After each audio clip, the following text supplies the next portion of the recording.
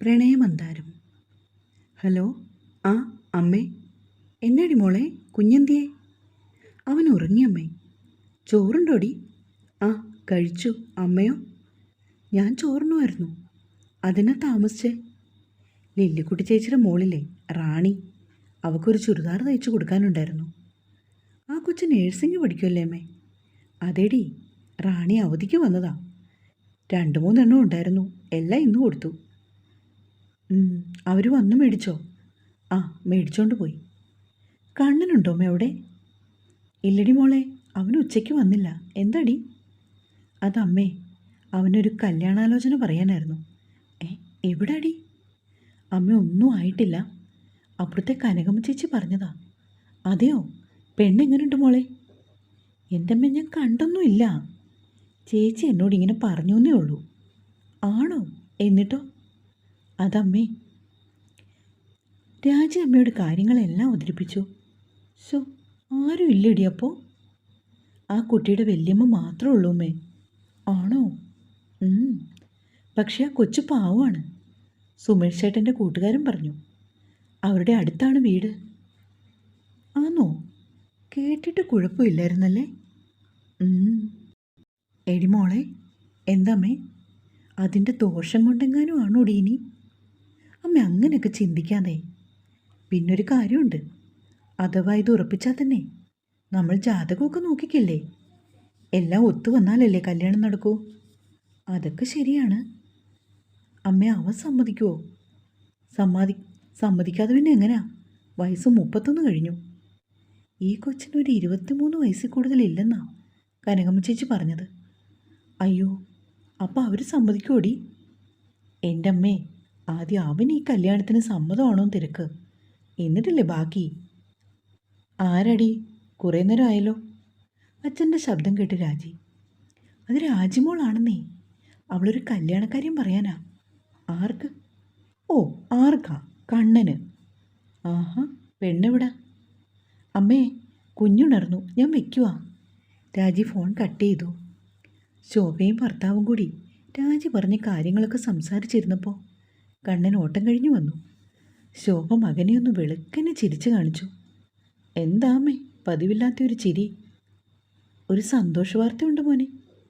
അതെന്താ ഇത്ര സന്തോഷം? ഇവിടെ എനിക്കൊരു മരുമകൾ വരാൻ പോന്നു. ആഹാ, കൊള്ളാലോ. എന്നാ വരുന്നേ? നാളെ മറ്റന്നാളോ ആണോ? എടയിറക്ക, നീ വിളച്ചിലെടുക്കരുത് കേട്ടോ. ബാക്കിയുള്ളവൾ തീ തിന്നുവാ. അതെന്താ? അമ്മയ്ക്ക് ഇവിടെ ചോറും കറിയൊന്നും ഇല്ലേ? കണ്ണ, നീ മേടിക്കും കേട്ടോ.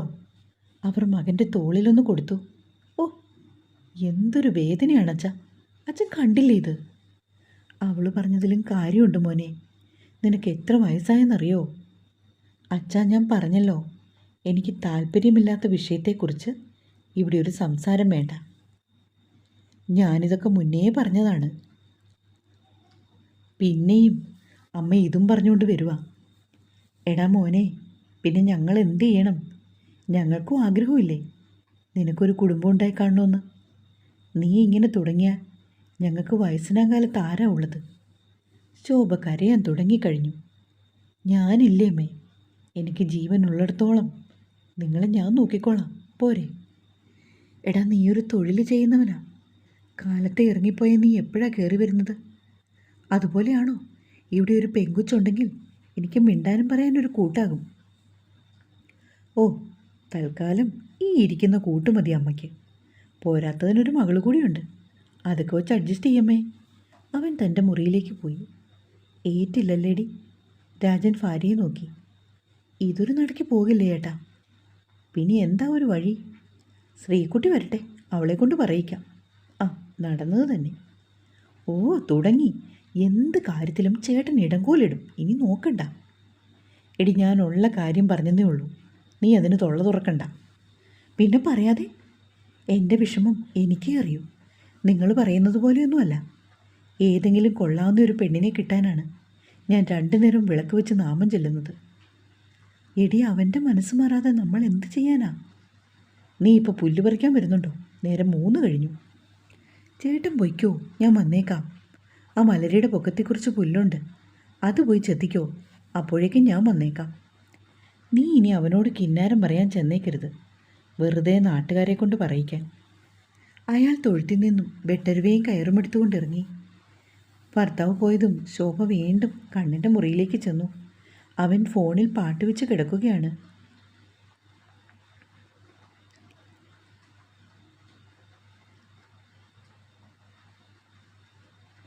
എടാ കണ്ണ, എടാ, എന്താമ്മേ നീ പാട്ട് കേൾക്കുവാണോ? അല്ല വാർത്ത കേൾക്കുവാ? ഈ അമ്മയ്ക്കെന്താ? എന്നിട്ട് പിന്നെ പാട്ടല്ലേ അതിലൂടെ കേൾക്കുന്നത്? നീ ആളെ കളിയാക്കുവാണോ? അമ്മയല്ലേ ആളെ കളിയാക്കുന്നത്. പാട്ട് കേട്ടുകിടുന്ന എന്നോട് ചോദിക്കുക നീ പാട്ട് കേൾക്കുവാണോ എന്ന്. അമ്മയ്ക്ക് എന്താ വേണ്ടതിപ്പോൾ? എനിക്കിപ്പോൾ കൊഞ്ചിക്കാനും താലോലിക്കാനും ഒക്കെ ആയിട്ട് ഒരു കുഞ്ഞിനെ വേണം. ആഹാ, അത്രയേ ഉള്ളോ? ആ ഉള്ളൂ. എന്താ നിനക്ക് തരാൻ പറ്റുമോ? അത് കേട്ടതും കണ്ണൻ പൊട്ടിച്ചിരിച്ചു. എൻ്റെ അമ്മ എന്ത് തമാശയാണിത്. അമ്മയ്ക്ക് താലോലിക്കാനും കൊഞ്ചിക്കാനും ഒക്കെ രാജിയുടെ കുഞ്ഞല്ലേ. ഇനി ശ്രീകുട്ടിയെ കെട്ടിച്ചു വിടുമ്പോൾ അവൾക്കും കുഞ്ഞുങ്ങളുണ്ടാകും. അത് മതി തൽക്കാലം. അല്ലാതെ മകൻ്റെ കുഞ്ഞിനെ കണ്ടേ തീരുവെന്നൊന്നും ഇല്ലല്ലോ. ഉണ്ടടാ, എനിക്കെൻ്റെ മകൻ്റെ കുഞ്ഞുങ്ങളെ കണ്ടേ തീരൂ. എനിക്കും അച്ഛനും വയസ്സായി വരുമല്ലേ കണ്ണ. ഞങ്ങൾക്ക് എന്തുമാത്രം ആഗ്രഹമുണ്ടെന്നോ. നിൻ്റെ വിവാഹം കഴിഞ്ഞ് ആ പെൺകുട്ടിയും കുഞ്ഞുങ്ങളുമൊക്കെയായി സന്തോഷത്തോടെ എല്ലാവരും കൂടി കഴിയണമെന്നാണ് എൻ്റെ ആഗ്രഹം. നീ ഇങ്ങനെ സമ്മതിക്കാതെ നിന്നാൽ ആർക്കാടാ പോയത്? നീ മനസ്സിൽ ഇപ്പോഴും താലോലിച്ച് നടക്കുന്നവളേ കല്യാണം കഴിഞ്ഞ് 2 പിള്ളേരുമായിട്ട് അന്തസ്സായിട്ട് കെട്ടിയവൻ്റെ വീട്ടിൽ കഴിയുമോ? നീ ഇങ്ങനെ പാട്ടും പാടി ഇവിടെ ഇരുന്നു. അമ്മ കഴിഞ്ഞതൊക്കെ എനിക്കങ്ങനെ മറക്കാൻ പറ്റുന്നില്ല. അമ്മയ്ക്കറിയില്ലേ എന്നെ? കണ്ണൻ്റെ ശബ്ദം മാറിയതും ശോഭയൊന്നും അല്ലാതായി. മോനെ കണ്ണ, അവൾ നിന്നെ വേണ്ടെന്ന് വെച്ച് വലിച്ചെറിഞ്ഞിട്ട് പോയതല്ലേ. എൻ്റെ സ്വന്തം കൂടപ്പിറപ്പിൻ്റെ മകളായതുകൊണ്ടാണ് ഞാൻ അവളെ ഇത്രമാത്രം സ്നേഹിച്ചത്. അവളെ ഇങ്ങോട്ട് കൊണ്ടുവരണമെന്ന് ഒരുപാട് ഞാൻ ആഗ്രഹിച്ചതുമാണ്. പക്ഷെ അവൾക്ക് നിന്നെ വേണ്ട. വെറും ഒരു കറിവേപ്പില എടുത്ത് കളയും പോലെ നിന്നെ അവൾ വിട്ടിട്ട് പോയതല്ലേടാ. എടാ, ഒരിക്കലെങ്കിലും അമ്മയ്ക്കൊന്ന് ജയിക്കാനാടാ. എൻ്റെ സഹോദരൻ്റെ മുൻപിൽ ഒരു കല്യാണം കഴിയുന്നതോടുകൂടി നിൻ്റെ മനസ്സിൻ്റെ വിഷമമൊക്കെ മാറും മോനെ. എടാ, വർഷം എത്ര കഴിഞ്ഞു നിനക്കറിയോ? 6-7 വർഷം കഴിഞ്ഞില്ലേ? ഇപ്പോഴും നീ പണ്ടത്തെ കാര്യങ്ങൾ ആലോചിച്ചിരുന്നാൽ എങ്ങനെയാണ് കണ്ണാ ശരിയാവുന്നത്? അമ്മ ദേവി ഇതിനെ നിർബന്ധിക്കരുത്. അവൾ എന്നെ അങ്ങനെയായിരുന്നു കണ്ടതെങ്കിലും ഞാൻ തിരിച്ചവളെ ആത്മാർത്ഥമായിട്ടാണ് സ്നേഹിച്ചത്. എനിക്ക് പെട്ടെന്നൊന്നും മറക്കാൻ പറ്റില്ല. പെട്ടെന്ന് മറക്കണ്ടടാ, വർഷം ഇത്ര കഴിഞ്ഞില്ലേ. ഇനിയും നീ അവളെ ഓർത്തുകൊണ്ട് നടന്നാൽ നിൻ്റെ ജീവിതത്തിൽ ഒരർത്ഥവുമില്ലടാ. അമ്മയ്ക്ക് വേറെന്തെങ്കിലും എന്നോട് പറയാനുണ്ടോ? എൻ്റെ കണ്ണാ, എനിക്ക് നിന്നോടൊരൊറ്റ കാര്യമേ പറയാനുള്ളൂ. രാജിമോള് അവരുടെ വീടിനടുത്തുള്ളൊരു പെൺകുട്ടിയെ നിനക്ക് വേണ്ടി കല്യാണം ആലോചിച്ചു. ജാതകം നോക്കി ചേർന്നാൽ വിവാഹത്തിന് സമ്മതിക്കണം. അച്ഛനും അമ്മയും ഒന്നുമില്ലടാ മോനെ. ആകെപ്പാടെ ഒരു വല്യമ്മ മാത്രമേ ഉള്ളൂ. ഒരു പാവം കുട്ടിയാണെന്ന രാജിമോള് പറഞ്ഞത്. സുമേഷ് അന്വേഷിച്ചു, ഒരു കുഴപ്പവുമില്ല. ഒരു ചീത്തപ്പേര് പോലും കേൾപ്പിച്ചിട്ടില്ലാത്ത നല്ലൊരു കൊച്ച്. എൻ്റെ പൊന്നുമോൻ, ഈ വിവാഹത്തിന് സമ്മതിക്കണം. അമ്മ പറയുന്നത് നീ കേൾക്കുമോ? ഈ ഒരു കാര്യം ഒഴികെ എന്ത് വേണമെങ്കിലും അമ്മേനോട് പറയാം. കണ്ണാ, നിൻ്റെ പ്രായത്തിലുള്ള മിക്ക ആൺപിള്ളേരും കല്യാണം കഴിച്ച് കുഞ്ഞുങ്ങളായി. അവരൊക്കെ സന്തോഷത്തോടെ മക്കളുമായി നടന്നു പോകുന്ന കാണുമ്പോൾ ഈ അമ്മയുടെ നെഞ്ച് നീറുവാടാ. ഞങ്ങൾക്ക് വലിയ ആഗ്രഹം. എടാ, നീ ഒന്ന് പോയി കണ്ടു നോക്ക്. നിനക്കിഷ്ടപ്പെട്ടെങ്കിൽ മാത്രം മതി, ഇല്ലെങ്കിൽ വേണ്ട. കാണുന്നത് കൊണ്ട് എന്താടാ വിരോധം? അമ്മേ, ഞാൻ എത്ര തവണ പറഞ്ഞത് അമ്മയോട് മലയാളം പറഞ്ഞാൽ മനസ്സിലാവില്ലേ? എനിക്കൊരു പെണ്ണിനെ കാണാൻ പോകണ്ട. ശരി, നീ പോകണ്ട. ഞാനും അച്ഛനും കൂടെ പോയി ഒന്ന് കാണട്ടെ. എങ്ങോട്ട്? രാജിമോടെ വീട്ടിൽ വരെ ഒന്ന് പോട്ടെ ഞങ്ങൾ. എന്നിട്ട് എനിക്ക് ആ കുട്ടീനെ ഒന്ന് കാണണം. നീ ഒന്ന് സമ്മതിച്ചാൽ മതി. വിവാഹം ഞങ്ങൾ ഉറപ്പിക്കും. ഞാൻ ഇന്ന് തന്നെ രാജിമോളെ വിളിച്ച് കാര്യം പറയും. അവർക്ക് അസൗകര്യമൊന്നുമില്ലെങ്കിൽ ഞായറാഴ്ച ഞങ്ങൾ പോയി അതിനെ ഒന്ന് കാണും. അമ്മയോട് പറഞ്ഞിട്ട് കാര്യമില്ലെന്നും പറഞ്ഞ് ബൈക്കിൻ്റെ ചാവിയും എടുത്ത് കണ്ണൻ പുറത്തേക്ക് പോയി. എൻ്റെ ആണ്ടവാ, ഇവൻ്റെ മനസ്സൊന്ന് മാറ്റണേ. എൻ്റെ മോൻ എന്തുമാത്രം സ്നേഹിച്ചതാവളെ. എന്നിട്ട് അവനെ ചതിച്ചിട്ട് പോയവൾ അനുഭവിക്കൂടി. എൻ്റെ ചേട്ടൻ്റെ മോളാണെങ്കിലും ശരി, നീ ഒരിക്കൽ വേദനിക്കും. ശോഭ കരഞ്ഞു. അമ്മേ, കോഴിയെല്ലാം അവിടെ കിടന്ന് ചികയുന്നുണ്ട്, എന്തെങ്കിലും തിന്നാനിട്ട് കൊടുക്ക്. ബൈക്ക് സ്റ്റാർട്ട് ചെയ്യുന്നതിനിടയിൽ കണ്ണൻ അമ്മയോട് വിളിച്ചു പറഞ്ഞു. അവർ അടുക്കളയിലേക്ക് പോയി കുറച്ച് ഗോതമ്പെടുത്ത് കോഴികൾക്കെല്ലാം ഇട്ടുകൊടുത്തു. കണ്ണനാണെങ്കിൽ നേരെ പോയത് അവൻ്റെ കൂട്ടുകാരനായ ബാപ്പുട്ടിയുടെ അടുത്തേക്കാണ്. എടാ കണ്ണ, ശോഭമ്മ പറയുന്നതിലും കാര്യമുണ്ട്. അവർക്ക് നീ ഒരൊറ്റ മകനല്ലേ ഉള്ളൂ. നീ ഇങ്ങനെ നിരാശ കാമുകനായിട്ട് നടന്നിട്ട് എന്നതാടാ വിശേഷം? കാര്യങ്ങളെല്ലാം കേട്ട ശേഷം അവൻ ചോദിച്ചു. ബാപ്പു, നീ മിണ്ടാതിരിക്കുക. അല്പം സമാധാനം കിട്ടാനാണ് ഞാൻ ഇങ്ങോട്ട് വന്നത്. അപ്പോഴേക്ക് നീയും തുടങ്ങിക്കോ. കണ്ണൻ അവനോട് കയർത്തു. ഇതാ നിൻ്റെ കുഴപ്പം. എന്തെങ്കിലും പറഞ്ഞാൽ അപ്പോൾ ചാടിക്കടിക്കാൻ വരും. ഇങ്ങനൊരു സാധനം. ദൈവമേ, ഇവൻ്റെ ഭാര്യയായി വരുന്ന കൊച്ചിൻ്റെ കഷ്ടകാലം. ബാപ്പു തലയിലേക്ക് കൈവച്ചുകൊണ്ട് പറയുകയാണ്. അപ്പോഴേക്കും ബാപ്പുവിൻ്റെ ഭാര്യ സുറുമി ഒക്കത്തൊരു കുഞ്ഞിനെയുമായിട്ട് വന്നു. ആ കുഞ്ഞാപ്പൂ വന്നോ? ഇതെവിടായിരുന്നു 3-4 ദിവസം? പോക്കറ്റിൽ കിടന്ന മിഠായി എടുത്ത് കണ്ണൻ കുഞ്ഞിൻ്റെ കയ്യിൽ കൊടുത്തു. ഉമ്മച്ചിയുടെ വീട്ടിൽ പോയി. അതെയോ? എന്നിട്ട് അവിടെ എന്തുണ്ട് വിശേഷം? കണ്ണൻ അവനെ എടുത്തു. എല്ലാവർക്കും ചുഗാണ്. കുഞ്ഞാപ്പൂനെ കിട്ടിയതോടെ കണ്ണൻ അവനെയും കൊഞ്ചിച്ച് അതിലൂടെ എല്ലാം നടന്നു. ബാപ്പു ആണെങ്കിൽ ആ സമയത്ത് സുറുമിയോട് കണ്ണൻ്റെ വിവാഹ ആലോചനയെക്കുറിച്ച് പറയുകയാണ്. എൻ്റെ പൊന്നിക്ക, എങ്ങനെയെങ്കിലും അവനെ ഒന്ന് സമ്മതിപ്പിക്കുക. എത്ര നാളായി അവനീ നടപ്പ് തുടങ്ങിയിട്ട്. ഇക്ക പറഞ്ഞാൽ അവൻ കേൾക്കും. ഡി, ഞാൻ പറയാഞ്ഞിട്ടാണോ? ഇക്കാര്യം പറയുമ്പോഴാണ് ഞാനും അവനും തമ്മിൽ അലമ്പുണ്ടാക്കുന്നത്. എല്ലാവർക്കും ആഗ്രഹമുണ്ട് ഇവനൊരു പെണ്ണ് കെട്ടിക്കാണാൻ. ഇവൻ്റെ വീട്ടിൽ ചെല്ലുമ്പോൾ ശോഭമ്മ ആകെ കൂടി പറയുന്നത് ഇവൻ്റെ കല്യാണത്തെക്കുറിച്ച് മാത്രമാണ്. പക്ഷേ ഇവൻ സമ്മതിക്കാതെ നമ്മൾ എന്തു ചെയ്യും? ഇപ്പം തന്നെ ഞാൻ ഇവനോട് ഈ കാര്യം പറഞ്ഞതിന് ഇവൻ എന്നെ കൊല്ലാൻ വരുവാണ്. എൻ്റെ ഈശ്വര, ഇങ്ങനെയുണ്ടോ ആണുങ്ങൾ? അത്രമാത്രം കണ്ണിനെ സ്നേഹിച്ചോ പെണ്ണിനെ? ആദ്യമായിട്ടൊരു പെണ്ണിനെ ഇഷ്ടപ്പെടുന്നതല്ലേ, ഒരുപാട് ആഗ്രഹിച്ചു കാണും. പക്ഷേ അവൾ പോയി കഴിഞ്ഞ് അവനൊരു കല്യാണം ഉറപ്പിച്ചതല്ലേ. ആ പെണ്ണ് ഒരുത്തൻ്റെ പുറകെ പോയതോടെ അവന് പിന്നെ എല്ലാവരോടും ദേഷ്യമായി. പാവം ഉണ്ടല്ലേക്ക. ഞാൻ എന്തായാലും ഒന്നുകൂടെ പറയാം. നീ പുരയിലോട്ട് ചെല്ല്. കുഞ്ഞാപ്പൂനെയായിട്ട് കണ്ണനൊരു ബൈക്ക് സവാരിക്ക് പോയിരുന്നു.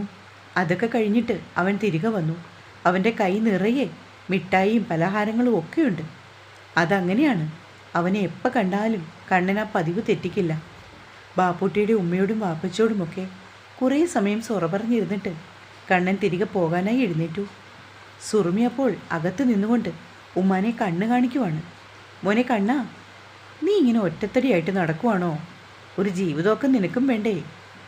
വരുന്ന ആലോചനയൊക്കെ നീ മാറ്റിവിട്ടാൽ എന്ത് ചെയ്യും മോനെ? എൻ്റെ ഉമ്മാനോട് ഇപ്പോഴാരായി കാര്യം പറഞ്ഞത്? ഇവനാണോ? വെറുതെ ഓരോന്ന് പറഞ്ഞ് ബാക്കിയുള്ളതിനെ ഒന്ന് ആറ്റിക്കുക. ഓൻ പറഞ്ഞതിൽ എന്താടാ തെറ്റ്? നിനക്കിപ്പോൾ പ്രായം എത്രയായിന്നറിയോ? ആ ശോഭയ്ക്ക് എന്നും കുന്നും കഷ്ടപ്പാടാണ്. അവൾക്കൊരാശ്രയത്തിനൊരു പെണ്ണ് വേണ്ടേ? ഉമ്മ, അതിനല്ലേ നമ്മുടെ ശ്രീകുട്ടി. പിന്നെ അച്ഛനും ഉണ്ട്. ഈ പറഞ്ഞ പോലെ അധികം പ്രായമൊന്നും അമ്മയ്ക്കായിട്ടില്ല. സത്യം പറയാലോ, പകുതി അമ്മയുടെ അഭിനയമാണുമ്മ. ഇവിടെ അത് പോട പാഹയാ, നിൻ്റെ വിളച്ചിലിത്തിരി കൂടുന്നുണ്ട്. എന്തായാലും ഞങ്ങളെല്ലാവരും കൂടി ഒരു തീരുമാനമെടുത്തു. നിന്നെക്കൊണ്ട് പെണ്ണ് കെട്ടിച്ചിട്ടേ ബാക്കി കാര്യമുള്ളൂ. എടി സുറുമി, നീ ശോഭയൊന്ന് ഫോൺ വിളിച്ചേ, അവളോട് ഞാൻ സംസാരിക്കട്ടെ. ഉമ്മയെല്ലാം തീരുമാനിച്ചുറപ്പിച്ച മട്ടിലാണ്. കേൾക്കേണ്ട താമസം സുറുമി ഫോൺ എടുത്ത് വിളിച്ചിട്ട് ഉമ്മയുടെ കയ്യിലേക്ക് കൊടുത്തു. ബാപ്പുട്ടി, ഞാൻ ഇറങ്ങുന്നു. കണ്ണൻ പറഞ്ഞതും ബാപ്പുട്ടി അവൻ്റെ കയ്യിൽ കയറി പിടിച്ചു. അങ്ങനെ പോകാൻ വരട്ടെ, ഇതിനൊരു തീരുമാനം ഉണ്ടാക്കിയിട്ട് മതി ബാക്കി. ബാപ്പുട്ടിയുടെ മൂത്ത മകനും കൂടെ വന്ന് കണ്ണനെ കെട്ടിപ്പിടിച്ച് നിൽക്കുവാണ്. ശോഭ ബാപ്പുട്ടിയുടെ ഉമ്മയോട് സങ്കടങ്ങളൊക്കെ നിർത്തുന്നുണ്ട്. അവരും ഇരുന്ന് കണ്ണും മൂക്കും പിഴയുകയാണ്. എൻ്റെ ഭഗവാനെ, ഏത് നേരത്താണോ ഞാൻ ഇവൻ്റെ അടുത്തേക്ക് വന്നത്? എന്തൊരു വയ്യാവേലിയാണെന്ന് നോക്കിയേ. കണ്ണൻ തല കുടഞ്ഞു. ശോഭ, നീ ഒന്നുകൊണ്ടും വിഷമിക്കണ്ട മോളെ. നീ രാജിയോട് വിളിച്ച് കല്യാണക്കാര്യം പറയാൻ. ആ പെൺകുട്ടിയുടെ വീട്ടുകാർക്ക് സമ്മതമാണെങ്കിൽ നമുക്കത് മുന്നോട്ട് കൊണ്ടുപോകാം, ഉമ്മി പറഞ്ഞു. ദേ ഉമ്മച്ചി, വെറുതെ ആവശ്യമില്ലാത്തൊന്നും പറയല്ലേ. ഞാനിങ്ങനെ സന്തോഷത്തോടെ കഴിയുന്നത് നിങ്ങൾക്കൊക്കെ എന്താ ഇത്ര വിഷമം? ഞങ്ങൾക്കാർക്കും ഒരു വിഷമവും ഇല്ല. നിന്റെ സന്തോഷം ഇരട്ടിയാക്കണം, അത്രയേ ഉള്ളൂ. ബാപ്പൂട്ടി അത് പറഞ്ഞതും കണ്ണൻ അവനെ നോക്കി ഞെരിച്ചു. അത് കണ്ട് ബാപ്പൂട്ടി അവനെ നോക്കി ഒന്ന് ഇളിച്ചു കാണിച്ചു. ശോഭയുടെ കുറച്ച് സമയം കൂടി സംസാരിച്ച ശേഷം ഉമ്മച്ചി ഫോൺ കട്ട് ചെയ്തു. എൻ്റെ കണ്ണാ, സങ്കടം ഇനിയെങ്കിലും കണ്ടില്ലെന്ന് അടിക്കരുതേ. അവളുടെ ഒരേയൊരു മകനല്ലേ നീ. അവർക്കും ഇല്ലേടാ സ്വപ്നങ്ങളും പ്രതീക്ഷകളും. നീ ഇങ്ങനെ നടന്നാൽ ശരിയാവില്ല മോനെ. നിന്നെ വേണ്ടാതെ പോയവളെ നിനക്കും വേണ്ട, അത്രേ ഉള്ളൂ. എടാ, ഈ കല്യാണം എന്നൊക്കെ പറയുന്നത് വിധിയാടാ. നിനക്ക് വിധിച്ച പെൺകുട്ടി ആരായാലും അവൾ നിൻ്റെ അടുത്ത് തന്നെ വരും. ഈശ്വരൻ അവളെ കൊണ്ടുവരും, അത് ഉറപ്പാണ്. എന്തായാലും രാജയോട് ഇപ്പം തന്നെ ശോഭ വിളിച്ച് കാര്യങ്ങളൊക്കെ പറയും. നീ എതിര് പറയരുത്. ഉമ്മ യാചിക്കും പോലെ പറഞ്ഞു. അവരോട് മറുപടിയൊന്നും പറയാതെ ഒന്ന് പുഞ്ചിരിച്ചിട്ട് കണ്ണൻ ബൈക്കുമെടുത്ത് പോയി. തുടരും.